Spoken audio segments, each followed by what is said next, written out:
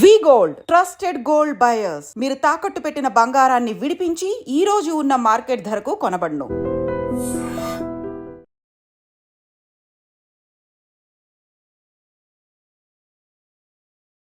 Operation Sindoor 2 ప్రారంభమవుతుందా? అది ఎప్పుడు ప్రారంభమవుతుంది?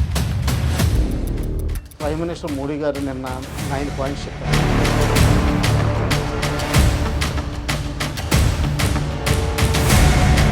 ఇరవై 26 మంది చంపిన నలుగురిని ఎందుకు విడిచిపెట్టారు? ఎక్కడున్నారు వాళ్ళ గురించి పట్టించుకోకుండా పాకిస్తాన్ యుద్ధం చేసాం 100 మంది చంపామని చెప్తున్నారు కాబట్టి ఫస్ట్ డీజీఎంఓ బ్రీఫింగ్లో ఒక హింట్ వచ్చింది. ఆర్మీ ఇంట్రాక్షన్ ఎలాగుంటుంది? దీనిలోనే జెఫ్ అండ్ మట్ టెక్నిక్ ఉంటుంది. వాళ్ళు పంపించింది ఏంటో టర్కీ గన్స్ కూడా ఉన్నాయి, టర్కీ పాయింట్స్ కూడా ఉన్నాయి. బర్కెతియార్ అని చెప్పి చాలా నెంబర్ 1 డ్రోన్ అని. సార్ మీరు చాలామంది ఇంటర్గేట్ చేస్తుంటారు కదా, నిజంగా వాళ్ళు కరెక్ట్గా ఫీవర్ వదలా లేదు వాళ్ళలో ఉన్న ఫైనాన్షియల్ వీక్ పాయింట్ని అక్కడ ఆర్మీ క్యాచ్ చేసి వాళ్ళని ఆ విధంగా మారుస్తుంది? నువ్వు ఏ ఇంట్లోకి వెళ్ళి డైలీ నీకు కావాల్సిన డైట్ తినచ్చు, నువ్వు కావాల్సిన పనులు చేయొచ్చు. జనరల్గా ఏంటంటే వాళ్ళు ఫీమేల్స్ని. Welcome to I dream. Operation Sindoor 2 ప్రారంభమవుతుందా? అది ఎప్పుడు ప్రారంభమవుతుంది? మొన్న ఆపరేషన్ సింధూర్లో జరిగిన పరిణామాలు ఏ విధంగా ఉన్నాయి? పాకిస్తాన్పై మరొకసారి యుద్ధం చేస్తామా లేదా? ఇరు దేశాలు కాల్పుల విరమణ ప్రకటించిన తర్వాత కూడా పాకిస్తాన్ పంజాబ్పై డ్రోన్లు దాడి ఏ విధంగా చూడాలనే విషయం మనతో మాట్లాడడానికి రిటైర్డ్ కల్నల్ వెలిచేటి వెంకటేశ్వర గారు ప్రస్తుతం అంతా ఉన్నారు. అన్నిటికీ చాలా క్లారిటీగా తెలుసుకుంటాం. సార్ నమస్తే. నమస్తే. ఆపరేషన్ సింధూర్ మన సక్సెస్, అందులో మాత్రం ఖచ్చితంగా మందే అప్పర్ హ్యాండ్ కనిపించింది. కానీ కొంతవరకు వాళ్ళకి పాకిస్తాన్కి ఫైనాన్షియల్ ప్రాబ్లం రావడం, కొన్ని ఆయుధాలు తగ్గిపోవడంతో వాళ్ళు ఒక దారికి వచ్చినట్టుగా కనిపిస్తుంది. మేము కొంతకాలం ఆపుతామనే లేదని మనతో రాజీకి రావడానికి చేస్తున్నట్లు వచ్చిన ఇరు దేశాల మధ్య చర్చలు జరుగుతున్నా, మరోవైపు కాల్పుల విరమణ ప్రకటించిన తర్వాత కూడా వాళ్ళు పంజాబ్, జమ్మూ ఆ ప్రాంతంలో డ్రోన్ల ద్వారా చేస్తున్నారు. దీన్ని ఏ విధంగా తీసుకోవాలి? దీనిపై మనం ఏ విధంగా సీరియస్గా యాక్ట్ చేయాలి? దాంతోపాటు ప్రధానంగా డిమాండ్ ఏంటంటే 26 మంది చంపిన నలుగురిని ఎందుకు విడిచిపెట్టారు? ఎక్కడున్నారు వాళ్ళ గురించి పట్టించుకోకుండా పాకిస్తాన్ యుద్ధం చేసాం 100 మంది చంపామని చెప్తున్నారు కాబట్టి ఆ నలుగురిని ఎప్పుడు పట్టుకుంటాం? అసలు ఆపరేషన్ సింధూర్ 2 ఎప్పుడు ప్రారంభమవుతుంది? మందర ఫస్ట్ డీజీఎంఓ నిన్న చేసిన టాక్ గురించి రివ్యూ చేద్దాం. దాని నుంచి అది ఈవినింగ్ ఫ్లో అవుతుంది. ఓకే. నిన్న ఈవినింగ్ ఎప్పుడైతే జరిగిందో 2 పాయింట్స్ మీడియాలోకి వచ్చినాయి అండి. అంటే ఇంకా వాళ్ళు ప్రాపర్ బ్రీఫ్ ఇవ్వలేదు. కానీ ఒకటి ఏంటంటే కాల్పుల విరామం దాని గురించి ఒక్క బుల్లెట్ కూడా వెళ్ళకూడదని అన్నట్టుగా డిసైడ్ చేసుకున్నట్టు వచ్చింది. సెకండ్ థింగ్ ఏంటంటే surprising thing which I was not anticipating, మీరు రీఎన్ఫోర్స్మెంట్స్ కానీ మొబిలైజేషన్ కానీ చేయకూడదని వచ్చింది. దీని మీద కొంచెం ఎనాలిటికల్గా ఆలోచిస్తే పాకిస్తాన్కి విపరీతమైన భయం పుట్టుకున్నట్టు అనుమానం వస్తుంది. అది ఎస్పెషల్లీ నిన్న పంపించిన సాయంకాలం పంపించిన సర్వేలెన్స్ డ్రోన్స్ ఉన్నాయి చూసారా, అన్ని సర్వేలెన్స్ డ్రోన్స్ పంపించారు. మధ్యలో 1 ఇంట్రడ్యూస్ చేసి ఉండొచ్చు, అంటే వెపనైజ్ చేసి. కానీ అందులో ప్రాబ్లం ఎక్కడంటే జమ్మూ నుంచి పఠాన్కోట్ మధ్యలో పంపించారు.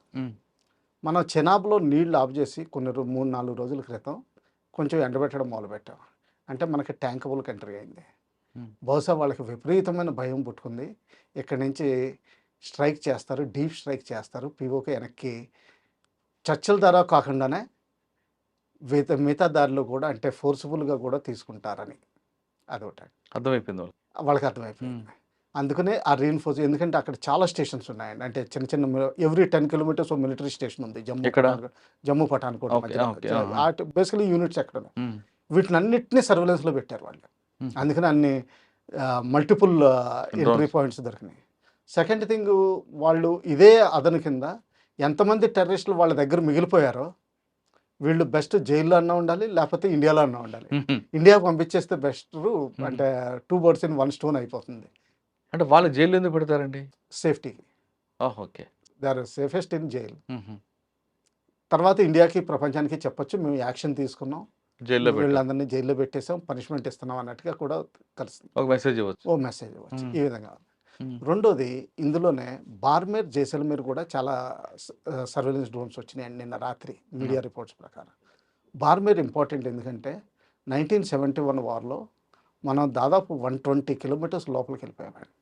Almost short of Pakistan Hyderabad. In fact Khokhropar అన్న railway station important junction station capture చేసాం.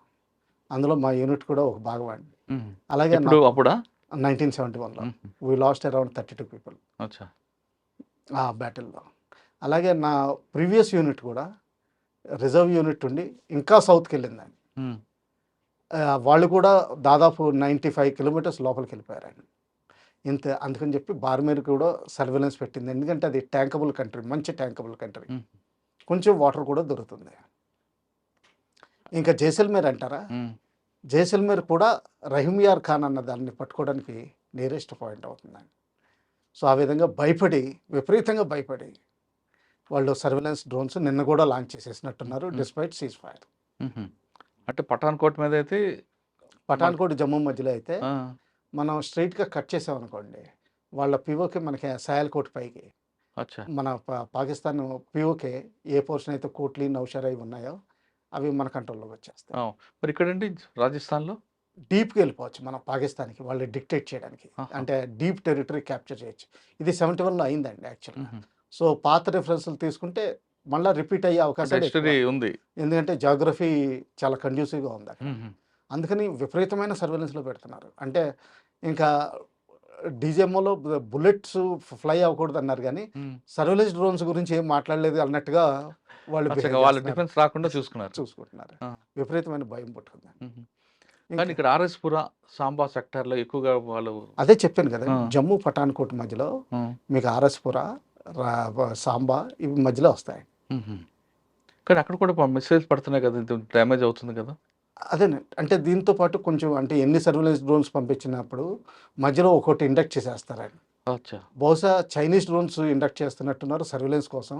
అంటే వీడియో సర్వేలెన్స్ చేస్తారు, ఫోటోగ్రఫీకి డ్రోన్ వెనక్కి వెళ్తుందో లేదో తెలియదు, కానీ వీడియో మాత్రం అది ఎంతసేపు గాలిలో ఉంటే అంతసేపు ఆ వీడియో ట్రాన్స్మిట్ చేస్తూనే ఉంటుంది. జనరల్గా సివిలియన్స్ ఎస్టిమేట్ ప్రకారం నిన్న వచ్చిన 1200 to 1300 ఫీట్ అంటున్నారు. అంటే జస్ట్ పెద్ద ఎత్తులో లేవు, అంటే చాలా డీటెయిల్డ్గా సర్వేలెన్స్లో పెట్టున్నారు. సార్ ఇప్పుడు వాళ్ళు పంపించింది ఇంట్లో టర్కీ గన్స్ కూడా ఉన్నాయి, టర్కీ పాయింట్స్ కూడా అవసరం. టర్కీ అదే అడ్వాన్స్డ్, అంటే ఇప్పుడు చైనీస్ చెప్పాను కదండి, బర్కెతియార్ అని చెప్పి చాలా నెంబర్ 1 డ్రోన్ అండి ప్రపంచంలోనే. అంటే it may not be like reaper drone, మన దగ్గర రీపర్ డ్రోన్స్ కూడా ఉన్నాయి. ఓకే, కానీ కాస్ట్ బెనిఫిట్ అనాలిసిస్లోను ఫంక్షనింగ్లోను ఇది పూర్ కంట్రీస్కి చాలా బెస్ట్ యూఏవీ అండి. ఇది టర్కీ డ్రోన్. టర్కీ ఏంటండి దానికి స్పెషాలిటీ ఏంటి? లాంగ్ ఎండ్యూరెన్స్, తర్వాత ఏంటంటే దాని స్టెబిలిటీ అంటే పంపించగలం. తర్వాత ఏంటంటే వెపన్ లోడ్, దానికి 2 బ్రాకెట్లు ఉంటాయండి సైడ్ వింగ్స్లో, దాని మీద మన బాంబ్స్ పెట్టి రిమోట్గా పేల్చేయచ్చు.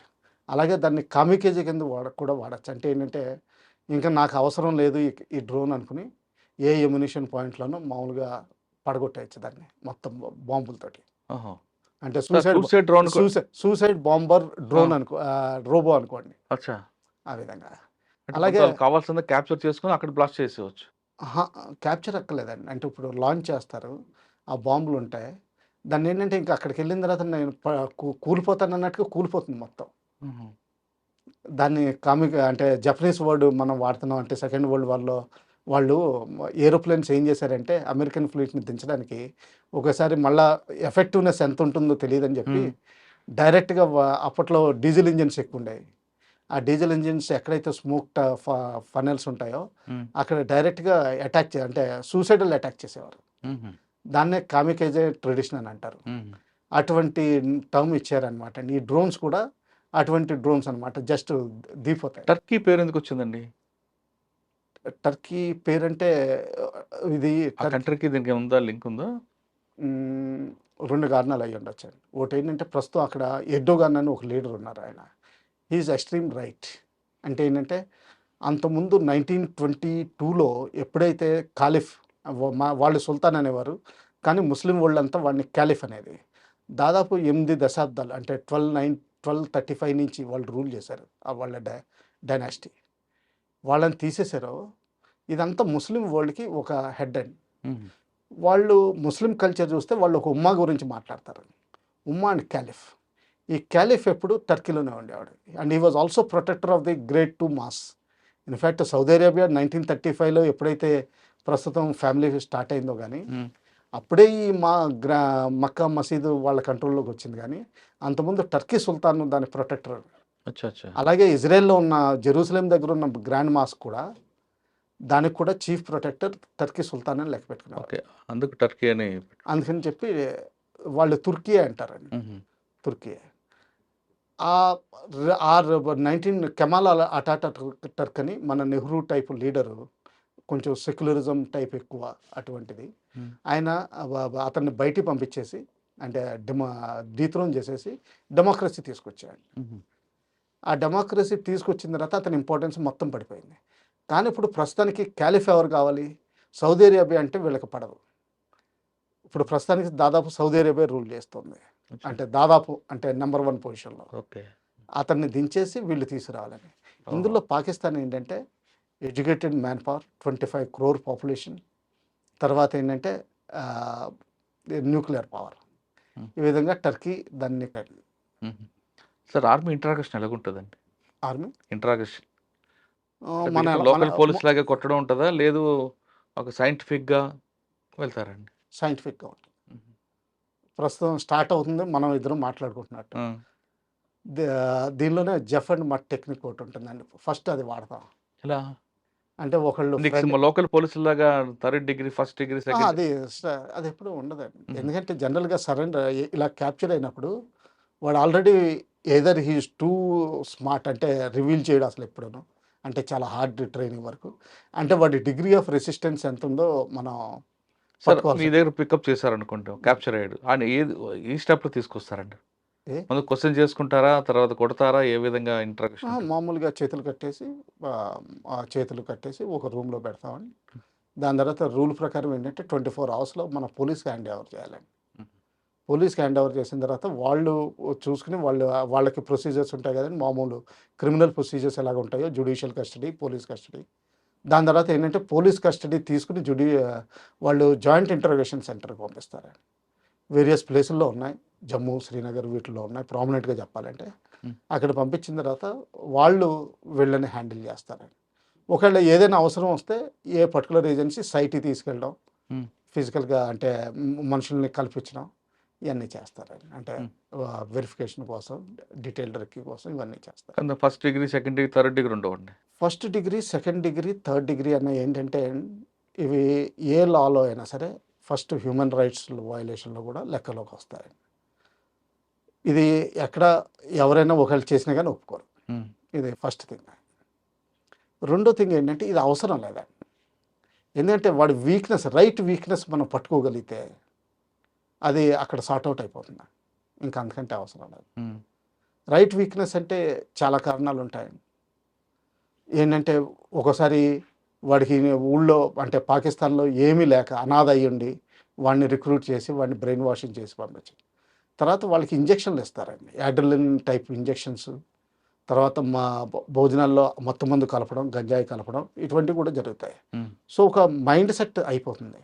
ఎప్పుడైతే ఈ మైండ్ సెట్ నుంచి బయటికి తీసుకొచ్చామో ఇంకా దాన్ని సింగింగ్ లైక్ ప్యారెట్ అంటారు, లైక్ కసాబ్కి అడ్రినలిన్ ఎఫెక్ట్ ఉండేదండి.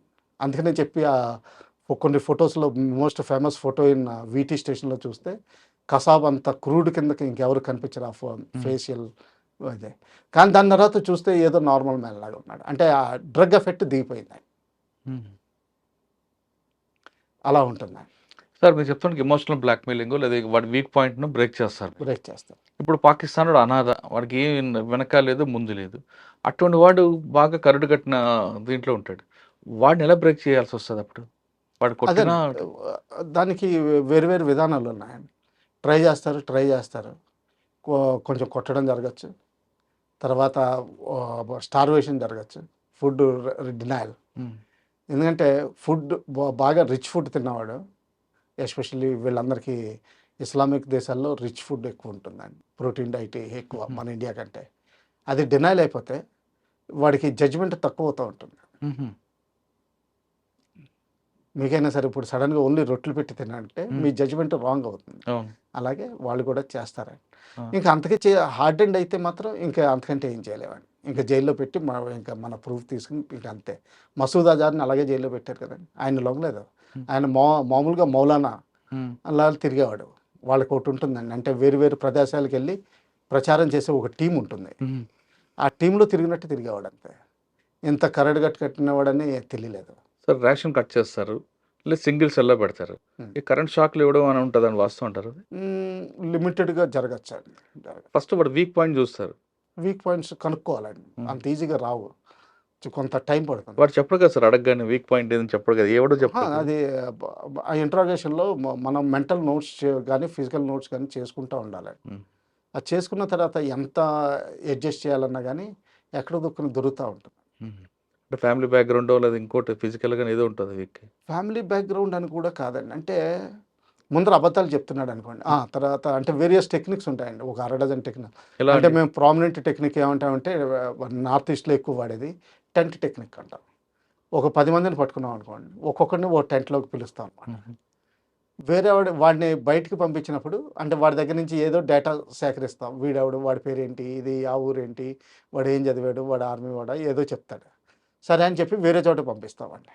నెక్స్ట్ వాడిని పిలుస్తాం, వీడు ఏం చెప్పాడు మనకు తెలియదు. సో ఆ విధంగా ఏంటంటే వీడు చెప్పిన డేటాకి ఏమైనా కాంట్రడిక్షన్ వచ్చింది అనుకోండి, మనం క్రాస్ క్వశ్చన్ చేస్తాం. అంటే ఇలా చెప్పాడని కాదు, బహుశా ఇలా అయ్యి ఉండొచ్చు కదా, ఇలా అంటే అప్పుడు వాడు బెంబేలు ఎత్తిపోతాడు, ఏంటి వీళ్ళ దగ్గర ఇలా కావాలి. ఇలాగ నలుగురు ఐదుగురు అయ్యేసరికి మీకు చాలా డేటా వచ్చేస్తుంది. ఆ డేటాలో గ్యాప్స్ కనిపిస్తాయి. అక్కడ క్రాసింగ్లో మెల్లగా లాగడం, అంటే ఒక చోట డొంక లాగితే మొత్తం డొంక అంతా కదిలినట్టు కదులుతుంది. ఏమంటారు, tent technique, tent method of interrogation అంట. టెంట్లో కూర్చోబెడతారు. అంటే టెంట్ అనే కాదు, ఒక రూమ్ కూడా అనుకోవచ్చు. అంటే ఫీల్డ్ ఏరియాస్లో రూమ్స్ ఉండవు కదా, ఇలాగ మీలాగా లగ్జూరియస్ రూమ్స్ ఉండవు, ఎయిర్ కండిషన్ అండ్ ఇది. అక్కడ ఏంటంటే టెంట్ వేస్తాం. అంటే టెంట్లో ఏం మాట్లాడుతున్నావు, ఎలా మాట్లాడుతున్నావో కూడా తెలియదు. అసలు వాటితో మాట్లాడేవి కూడా బయట వాళ్ళు తెలియదు కదా. అవును.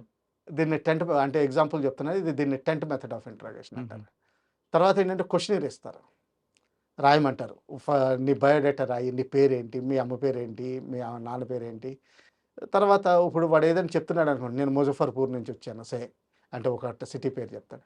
కాదు నువ్వు గుజరాన్ వాళ్ళ నుంచి వచ్చావని చెప్పి వేరేవాడు చెప్పాడు. ఈ లోపల కనిపిస్తుంది, కాదు మా అత్తయ్య ఉండేది, నేను అక్కడికి లేనా. అది కాదు, నువ్వు 10th క్లాస్ అక్కడే చదివావు కదంటే 10th క్లాస్ అక్కడే చదివాను, మా అత్తయ్య గారు ఇంటి దగ్గర ఉండి చదివాను అంటే.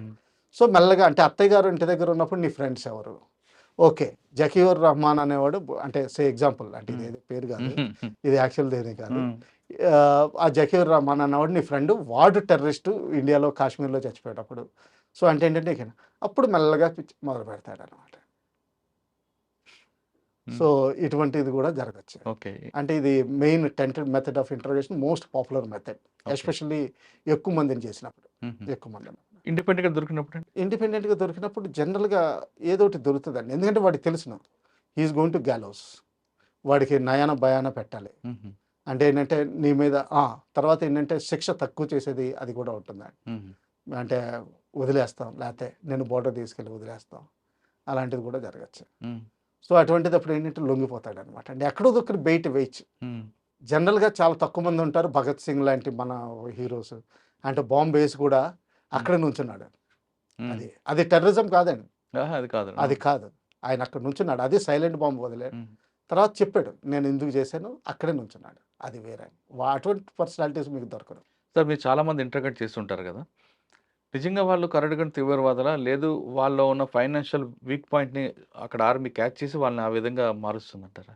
ఒకప్పుడు టెర్రరిస్టులు ఎక్కువ ఉన్నప్పుడు, అంటే వాళ్ళ నెంబర్స్ ఎక్కువ ఉన్నప్పుడు ఈ వీక్ పీపుల్ ఉండేవారండి.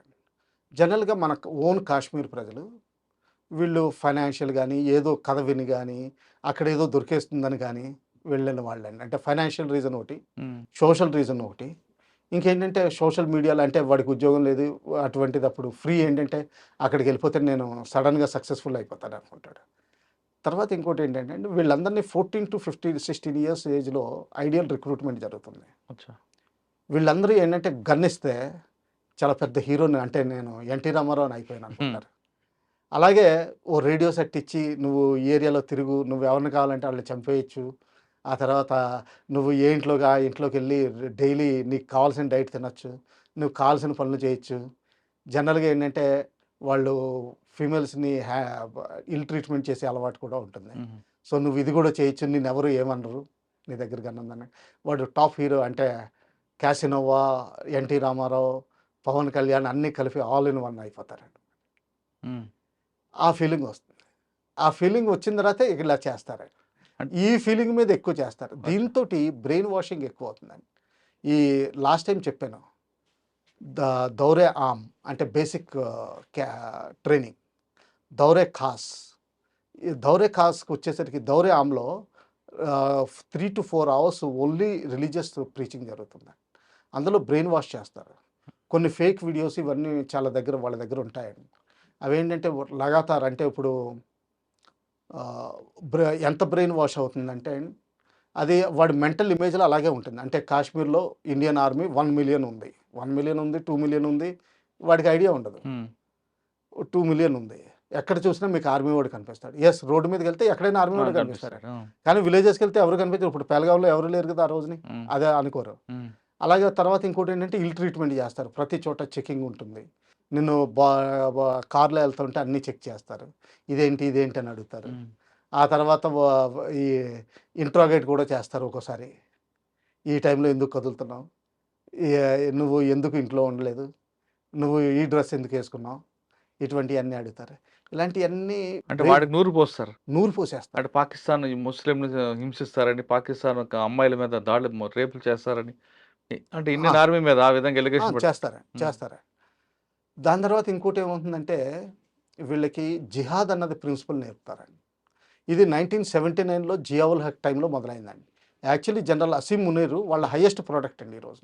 అవును, ఫండమెంటలిస్ట్ కర్డు కట్టిన ఆయనే ఉగ్రవాది. అవును, ఇప్పుడు యూజీలో ఉంటున్నాడు కదా, అండర్గ్రౌండ్లో వెళ్ళండి. ఆయన ఈజ్ యాంటీ సోషల్ మీడియా. అచ్చా. సో మీకు సోషల్ మీడియాలో డైలీ గుడ్ మార్నింగ్ చెప్పడు, అంత మాత్రాన ఆయన తన పనులు చేయట్లేదండి కాదండి. Is doing his work. Motivation కూడా ఇస్తూ ఉంటాడు, ప్లేసులకు వెళ్తున్నాడు. డెడ్ పీపుల్కి ఆఖరికి మొన్న క్యాంపుల్లో పోయిన వాళ్ళకి, అదే టెర్రరిస్ట్ క్యాంపుల మీద ఫైర్ చేసినప్పుడు పోయిన వాళ్ళకి కొంతమంది, అందులో ఒక ఆర్మీ ఆఫీసర్ కొడుకు కూడా ఇన్వాల్వ్ అయ్యి ఉన్నాడు. వాళ్ళ ఇంటికి వెళ్ళడం, అవన్నీ పరిచయం చేయడం అన్నీ చేస్తున్నాడు. సోషల్ మీడియాలో రారండి ప్రొఫెషనల్స్ ఎవరు రారు. అంటే వాళ్ళు కేవలం ఐడియాలజీ కోసం కాదండి, ఈ విధంగా తుపాకీ ఇచ్చి అలవాటు చేసి వాడి మీద క్రైమ్ ఇన్వాల్వ్ చేస్తారు. అదొకటండి. అంటే ఇప్పుడు ఆ ఏజ్లో ఏంటంటే దీనికి లొంగుతారు. Next ideology కలుస్తుందండి. ఐడియాలజీలో ఏంటి, వీళ్ళందరూ కాఫీర్స్. వీళ్ళు ఏంటంటే ఏదో రాయిని పెట్టుకుని దాన్ని పూజ చేసేస్తూ ఉంటారు. ఎంత ముద్దులో పూజ చేస్తూ ఉంటారంటే దానికి రోజు ఒక కొబ్బరికాయ కొట్టేసి, దానికి ఒక చలివిడి తినిపించేసి, దానికి పువ్వులు చేసేసి, దాన్ని నెత్తులు పక్కనున్న కెనాల్లోంచి నీళ్లు తీసి అందులో తాగేసి ఇలా చేస్తూ ఉంటారు. ఇలా అన్నట్టుగా చెప్తూ ఉంటారు అనమాట. తర్వాత ఇంకా వీళ్ళని మన మతంలోకి మార్చపోతే, మనలాగా మారపోతే వాళ్ళని చంపేయమని చెప్పి మన మత ప్రవక్త చెప్పారని చెప్తారు. జిహాద్ ఇన్కల్కేట్ అవుతుంది. ఇది మేము 1994 ఆ టైంలో చాలామంది టెర్రరిస్టులతో రేడియో సెట్ మీద వచ్చేవారు. గంటలు పడి ఉపన్యాసం వాళ్ళు మాకు ఇచ్చేవారు. మాకు టైం పాస్ అయ్యేది కాబట్టి అవన్నీ వింటూ ఉండేవాళ్ళం అనమాట. సిడీస్ సర్క్యులేషన్ అవుతాయి. అలాగే వాళ్ళకి హీరోస్ అంటే ఇక్కడ ఇండియాలో ఏదైనా యాంబుష్ అయింది ఒక్కోసారి, అప్పట్లో మొబైల్స్ అంత ఉండే కాదు. 94, 95లో 2005 తర్వాత బాగా ప్రాచుర్యం వచ్చినాయి. అప్పుడు ఏంటంటే వీడియోస్ తీసేవారు. అవి ఏంటంటే బాగా పాటలు పాడి మ్యూజిక్ జోడించి, ఇప్పుడు టిక్టాక్ ఎలా చేస్తున్నారో అలా చేసి ప్రచారంలోకి వస్తాయి.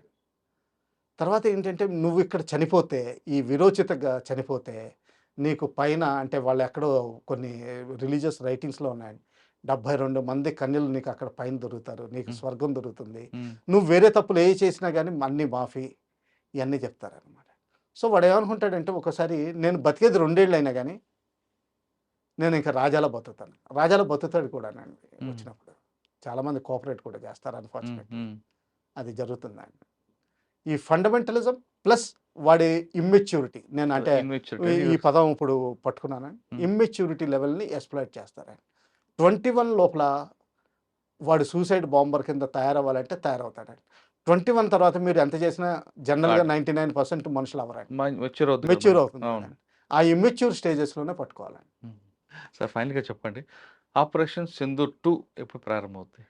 మనం అనుకోవడానికి ఏమీ లేదండి. మనం నిజంగా జెన్యూన్ అంటే మనకి 15,000 years ఆఫ్ మన రామాయణం, మహాభారతం ఇవన్నీ నడిచి కూడా మా బుద్ధుడు, వర్ధమానుడు ఇవన్నీ నడిచిన తర్వాత మన బ్లడ్లో జీన్స్లో వచ్చేసిందండి. మన బేసికలీ శాంతి కాముకులు, నిజంగానే వసుదైవ కుటుంబకం. మనకి 144 క్రోర్ పీపుల్ ఉన్నారు. అంటే 144 అంటే 1 బిలియన్, 1.5 బిలియన్. అంటే మీకు జస్ట్ జీరోలు పెట్టుకుంటే 9 జీరోస్ వస్తాయండి. ఒకవేళ కొంతమంది ఎర్రంటి పీపుల్ ఉన్నారనుకోండి, అంటే మనలో కూడా కొంతమంది ఉంటారు. అవును. వేవర్డ్ పీపుల్ ఉమ్, ఉన్నారు. ఉమ్, ఆ వేవర్డ్ పీపుల్ 0.9 జీరోస్ పెట్టుకుంటేనే కానీ 1 రాదండి. అంత లో పర్సెంటేజ్. సో మన 80% పాపులేషన్ ఏంటంటే విలేజెస్కి వెళ్ళినప్పుడు మీకు యాక్చువల్ తెలుస్తుంది. కుంభమేళాకి వెళ్ళినప్పుడు తెలుస్తుంది ఎటువంటి మనుషులు మనం. శాంతి కాముకతం. ఎప్పుడు అన్నం పంచుతాం. ఎప్పుడు కానీ శాంతి శాంతి అంటే మనకు చులకన చేస్తున్నారు కదండి పక్క దేశం. ఇంకా తప్పదండి. మన ఒక ఫిలాసఫీలో ఉన్నాం. ఆ ఫిలాసఫీలో ఈ దెబ్బలు తినక తప్పదు. కాకపోతే ఏంటంటే మనం ఒకటి రియలైజ్ అవ్వాలి. కృష్ణ సందేశం వినిపించుకొని శిశుపాలుడిని 100 తప్పులు చేసిన తర్వాత ఇంకా సంహరించాల్సిన తప్పు అవసరం వచ్చిందని చెప్పి మన ఆ నిర్ణయానికి రావాలండి. అందులో గీత మనం కరెక్ట్‌గా అర్థం చేసుకోవాలండి. ఇంకోటి చూస్తే ఏంటంటే ఎప్పుడైతే బుద్ధిజం, జైనిజం బాగా అంటే 2nd century BC to 6th century బాగా పాపులారిటీలో వచ్చినాయండి. క్షత్రియ క్లాన్ అంటే నేను క్యాస్ట్ సిస్టమ్ మాట్లాడలేదు. ఆ క్షత్రియ ట్రేడ్స్ ఉంటాయి చూసారా? మన దేశంలో ఫినిష్ అయిపోయినాయి. మ్మ్. చాలా తక్కువ మంది ఉన్నారు ఆ క్షత్రియ ట్రేడ్స్ ఉన్నవాళ్ళు. భగత్ సింగ్ ఇటువంటి వాళ్ళందరూ, ఆజాద్ వీళ్ళందరూ ఉన్నారండి. అలాగే ముస్లిమ్స్‌లో కూడా లేరని కాదు. ఉన్నారు. ప్రఫుల్ల చాకో మీరు చాలామందిని చూడండి. ఉన్నారండి. ఆ ట్రేడ్స్ బేసికల్లీ మనలో లేవండి. హ్మ్. ఫైట్ చేసే అంటే అందుకనే రాజ్‌పూత్స్ నిజంగా చూస్తే ఏంటంటే మిడివల్ సెంచరీస్‌లో ఇది కొంచెం కాంట్రోవర్షియల్ రిమార్క్ అవ్వచ్చు. వాళ్ళందరూ నిజంగా కలిపికట్టు ఇస్లామిక్ రూల్‌ని అంటే ఇన్వేడర్స్‌ని రెసిస్ట్ చేస్తే వాళ్ళకి ఇన్వైట్ చేయగలిగే ధైర్యం ఎవరికీ లేదండి. మ్మ్. అలాగే వాళ్ళందరూ రెసిస్ట్ చేసుంటే అక్బర్ డౌన్ అయిపోయాడండి. అక్బర్ నిజంగా ప్రార్థన చేసేవాడు ఎళ్ళి. అందుకని అజ్మీర్ దర్గా మీద ఆయనకంత భక్తి. ప్రాణ బ ప్రా తర్వాత ఏంటంటే రాజనీతి వాడి హిందూ ప్రిన్సెస్‌ని పెళ్లి చేసుకొని, ఇలా చేసుకొని మామూలుగా రాజనీతితోటి బయటకొచ్చాడనమాట. లేకపోతే అప్పుడే ఫినిష్ అయిపోయేదండి. అంటే మనం ఇంకా ఆఫ్టర్ సింధూర్ 2 స్టార్ట్ అవుద్దంటారా? లేదా స్టార్ట్ ఇంకా మన అవుతుంది. శాంతి అంటూ వెనక్కి తగ్గుదాం అంటారు? ప్రైమ్ మినిస్టర్ మోడీ గారు నిన్న 9 పాయింట్స్ చెప్పారండి. ఫస్ట్ థింగ్ ఏంటంటే ఆయన ఇండియన్ రిజల్యూట్‌నెస్, పబ్లిక్ ఒపీనియన్‌ను కన్వే చేశారు ఇంటర్నేషనల్ కమ్యూనిటీకి. అలాగే చెప్పారు ఇంటర్నేషనల్ కమ్యూనిటీకి మేము వేరే పార్టీని ఇన్వైట్ చేయము. ద్వైపాక్షికంగా అగ్రీబుల్. ద్వైపాక్షికంగా నేను 2 మాటలు మాట్లాడతానన్నారు. ఒకటి కౌంటర్ టెర్రరిజం అదే టెర్రరిస్ట్ గురించి, ఒకటి పీఓకే గురించి. సో ఆ 2 నిజంగా ఆయన చర్చలకి పాకిస్తాన్ దిగితే పర్వాలేదు. లేకపోతే ఆబ్వియస్లీ కవ్వింపు చర్యలకు దిగితే మాత్రం ఇమ్మీడియేట్ రెస్పాన్స్ ఉంటుంది. తర్వాత ఒకవేళ కవ్వింపు చర్యలకు దిక్కకుండా ఇలాగే కంటిన్యూ అయితే ఆ నెక్స్ట్ ఫేజ్ ఎప్పుడు మొదలవుతుందో లాంగ్ టైం పడుతుంది. మ్మ్. సో అందుకనే వాళ్ళు విపరీతంగా భయపడుతున్నారు. ఆ రిజల్యూట్‌నెస్ ఫస్ట్ పాయింట్ నేను రిజల్యూట్‌నెస్ చెప్తున్నాను. ఇందులో వర్డ్ ఆయన ఎక్కడ వాడలేదు. నేను రిజల్యూట్‌నెస్ తోటున్నానని. కానీ మన country led by able leader అంటే కరెక్ట్ లీడర్. ఈ రోజుకి ఈ టైంకి మాత్రం ఆయన బెస్ట్ లీడర్. మ్మ్. సో నేను అనుకోవడం ఏంటంటే నెక్స్ట్ పాయింట్ మొదలవుతుందండి. ఏంటంటే పాకిస్తాన్‌లో ఇంకోటి చూడాలండి. 2 పాయింట్లు ఉన్నాయి అందులో. ఫస్ట్ థింగ్ ఏంటంటే వాళ్ళ political setup is subservient to military setup. ఆ మిలిటరీ సెటప్‌లో కూడా కొంచెం డిస్సెన్షన్ ఎక్కువ ఉందండి. అక్కడ పాకిస్తాన్ సైక్ ఎలా ఉంటుందంటే అండి, core commanders chief of army staff తోటి కలిస్తే కలుస్తారు, కలవకపోతే కలవకపోవచ్చు. ఫర్ ఎగ్జాంపుల్ ఎప్పుడైతే ఇమ్రాన్ ఖాన్ గారి రైట్స్ 2 ఇయర్స్ బ్యాక్ అయినాయో పీటీఐవి, లాహోర్ కోర్ కమాండర్ నేను మన ఓన్ సిటిజన్స్ మీద నేను ఫైర్ చేయనని చెప్పి ఆయన ఇంటి దగ్ధమవుతున్నా కానీ, అరే బాబు ఇవన్నీ మీకు అనవసరం, మీరు ఇది పట్టుకెళ్ళొద్దని అక్కడ పక్కన నుంచి చెప్తున్నారు కానీ ఆయన ఎప్పుడు ఫైర్ ఓపెన్ చేయించలేదు. అదర్వైజ్ ఆయన దగ్గర కనీసం 90 మంది గార్డులు ఉండాలండి. మ్మ్. తర్వాత కంప్లీట్ కోర్ రిసోర్సెస్ అన్నీ ఆయన దగ్గర ఉన్నాయి. రీఎన్ఫోర్స్మెంట్స్ వస్తాయి. ఆయన చేయలేదు. తర్వాత ఆయన ఇల్లు ఏంటంటే గుర్తుపెట్టుకోవాల్సింది జిన్నా గారి పర్సనల్ ఇల్లు ఆన్ లీజ్ టు గవర్నమెంట్. అటువంటి ఇంటిని డ్యామేజ్ చేయించారంటే అంటే ఒప్పుకున్నారంటే ఆయన మంచివాడండి. ఆయన్ని డిస్మిస్ చేసి ఇది చేశారు. అలాగే ఫైజ్ అహ్మద్ని కూడా చేశారు. ఆయన ఇంకా కోర్టు కేసులో ఇరుక్కున్నాడు. మిలిటరీ కోర్టులో ఉన్నాడు. అంటే ఏంటంటే కొంతమంది మంచివాళ్ళు కూడా ప్రొఫెషనల్ పీపుల్ కూడా ఉన్నారండి. వాళ్ళకి ఎటువంటి అన్నెసరీ బ్లడ్ షెడ్ ఇంట్రెస్ట్ ఉండదండి. సో వాళ్ళలో కూడా డిసెన్షన్స్ ఉన్నాయి. బహుశా వాళ్ళ మాటలు కూడా వినిపించుకోకపోవచ్చు. ఈ సర్వేలెన్స్ డ్రోన్స్‌ని పంపించడం భాగం అందులో కూడా అయి ఉండొచ్చు. మ్మ్. సెకండ్ థింగ్ ఏంటంటే చైనాకి ఇది నచ్చట్లేదు ప్రస్తుతం నడుస్తున్న పరిస్థితుల్లో. అమెరికా లీడ్ తీసుకోవడం. అందుకనే అందరూ ఆమె ట్వీట్ ఎందుకు చేశారు ట్రంప్ గారు ముందర మన ఇండియాకి అనౌన్స్మెంట్ చేయకుండా అంటున్నారు. ఆయన ఏంటంటే ఆయన చైనా గురించి చూసుకుంటున్నాడు తప్పితే కానీ ఇంటర్నేషనల్ కమ్యూనిటీని అడ్రస్ చేస్తున్నాడు తప్పితే కానీ ఎవరి ముందర చేయాలనేది ఆయన పట్టింపు లేదు. చైనాకి చాలా ఇదేంటి కంటకం కింద ఉంది ఎంటైర్ లాస్ట్ 3 days ఇన్సిడెంట్స్. ఎందుకండి? వాళ్ళ ఇంపార్టెన్స్ పోయింది కదండి, ఎక్కడ లేదు. వాళ్ళు కేవలం వెపన్స్ మిసైల్స్ పంపించి టెస్టింగ్ చేయించుకుంటున్నారు అంతే, కానీ ఎక్కడ వాళ్ళకి ఇంపార్టెన్స్ దొరకట్లేదు. ఇండియా కూడా గడ్డి ఏమీ వేయలేదండి వాళ్ళకి. సో తర్వాత ఏమవుతుందంటే, సో వాళ్ళకున్న sympathisers Munir is more tune to China అనుకుంటాను. ఎందుకంటే ఫస్ట్ ఆర్మీ చీఫ్ ఈయన అమెరికాలో కోర్స్ చేయలేదండి, అంటే ట్రైనింగ్ ఏది చేయలేదు. జనరల్గా అమెరికాలో ట్రైనింగ్ చేసినప్పుడు వాళ్ళు ఎంత బాగా చూసుకుంటారంటే కొంత వాళ్ళ సైడు సైకలాజికల్గా తిరుగుతారండి మనుషులు. అర్థమైందండి. సో ఆ విధంగా తిరగలేదు, అంటే హీఈస్ చైనా సైడ్. చైనా ఆయన మ్యానిపులేట్ చేస్తున్నట్టు అనిపిస్తుంది. మా ఇంపార్టెన్స్ కూడా తీసుకురా, నువ్వేదోటి చెయ్యి, సో అప్పుడు మేము వస్తాం, అమెరికా ఫెయిల్ అయిపోయింది మేము చేసామంట, ఆ విధంగా కూడా ఆలోచించారు. ఆపరేషన్ సింధూర్ 2 త్వరలో ప్రారంభం అవుతుందంటున్నారు వెంకటేశ్వర గారు. కానీ అది పాకిస్తాన్ వైపు నుంచి వాళ్ళు ఇచ్చిన ప్రొవోకేషన్ బట్టి సింధూర్ 2 ఉంటుందంటూ చెప్తున్నారు. మరోవైపు ప్రధానమంత్రి మోడీ ప్రసంగంలో చాలా క్లారిటీ ఇచ్చారు. ఇది మొత్తం ప్రపంచం అంతటికీ ఆల్రెడీ అర్థమైంది కాబట్టి ఆయన భారతదేశం మీద ఎవరు ఏ విధంగా ప్రయత్నం చేసినా ఈ మెసేజ్ ద్వారా కరెక్ట్గా సమాధానం వెళ్తుందంటూ చెప్తున్నారు వెలిచెడ్డి వెంకటేశ్వర గారు. ఇది పాకిస్తాన్ ఆపరేషన్ సింధూర్ 2పై వెలిచెడ్డి వెంకటేశ్వర గారితో అభిప్రాయం. వచ్చేవారం మరో ఇష్యూలో మళ్ళీ కలుద్దాం. నమస్తే అండి. Thank you sir. Thank you very much.